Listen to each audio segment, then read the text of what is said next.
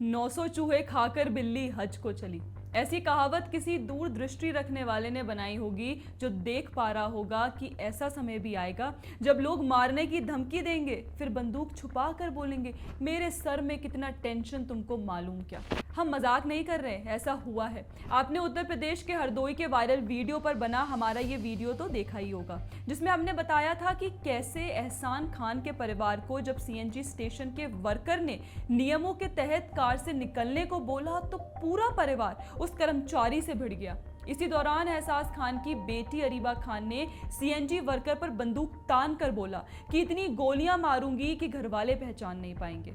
इसी मामले में अब अरीबा खान का लेटेस्ट बयान आया है, जिसमें उसने अपनी गुंडई के लिए माफी तो मांग ली, पर साथ ही विक्टिम कार्ड खेलना नहीं भूली। अरीबा का कहना है कि उसने पहली बार रिवॉल्वर थामी थी क्योंकि उसने किसी को उसके पिता के साथ इतनी बदतमीजी करते नहीं देखा। मुझे डर था कि मेरे पिता अकेले इसे संभाल नहीं पाएंगे।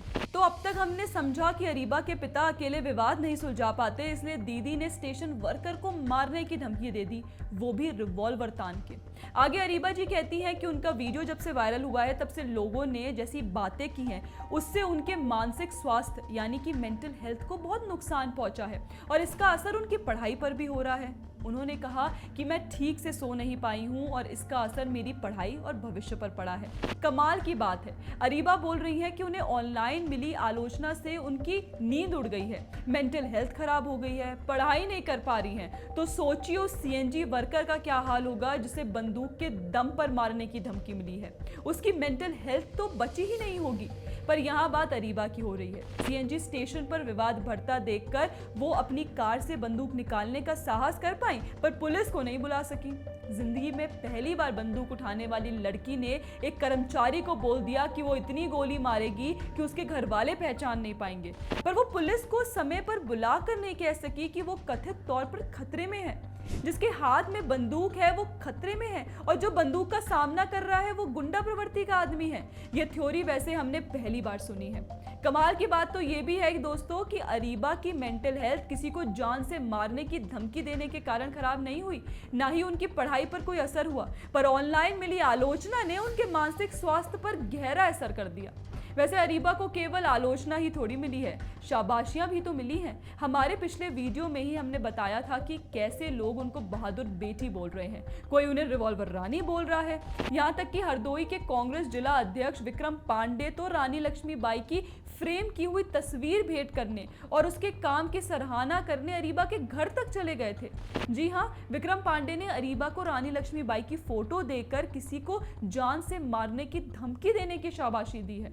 उन्होंने कहा वह प्रियंका गांधी के नारे लड़की हूं लड़ सकती हूं का प्रतीक है। लड़कियों को अपनी गरिमा के लिए खड़े होने में संकोच नहीं करना चाहिए। अगर जरूरत पड़ी तो हम इस मामले को संसद में उठाएंगे। तो प्रियंका गांधी का नारा लड़की हूं लड़ सकती हूं ये छूट देता है कि आप किसी पर भी बंदूक तानकर उसे मारने की धमकी दें, बस आखिरी में बोल दें कि ये मैंने आत्मरक्षा में किया है। अरीबा आत्मरक्षा में कैसे हथियार उठा रही थी जबकि सीएनजी वर्कर तो निहत्था था और सिर्फ जुबानी जंग चल रही थी। हथियार तो सिर्फ अरीबा के हाथ में था। फिर भी अरीबा बहादुर बेटी है जिसकी आलोचना सुनते ही मेंटल हेल्थ खराब हो जाती है। यही तो ट्रेंड है, जब कोई ऑफेंसिव क्राइम करता हुआ पकड़ा जाता है तो उसकी मेंटल हेल्थ खराब ही मिलती है। जैसे अभी कुछ दिनों पहले पुणे में चांद शेख ने देवी अन्नपूर्णा की मूर्ति पर पेशाब किया था। इसका वीडियो वायरल हुआ तो चांद शेख पकड़ा गया। बाद में कहा गया कि वो मेंटली चैलेंज्ड है। ऐसा ही मामला पिछले साल पश्चिम बंगाल का आया, जहां मुर्शिदाबाद में आरा शेख नाम के लड़के ने हिंदू दुर्गा मंदिर में घुसकर पेशाब कर दिया था। इस मामले के सामने आने के बाद आरा शेख को भी मेंटली चैलेंज्ड बताया गया। ऐसे मामले आपको और भी मिल जाएंगे जहां क्राइम अलग अलग है पर बीमारी सबको मानसिक रूप से ही हुई है। फिलहाल अरीबा खान के मेल्टडाउन पर आपका क्या कहना है, हमें कमेंट करके जरूर बताएं। बाकी अगर वीडियो पसंद आए तो लाइक शेयर और सब्सक्राइब करना ना भूलें।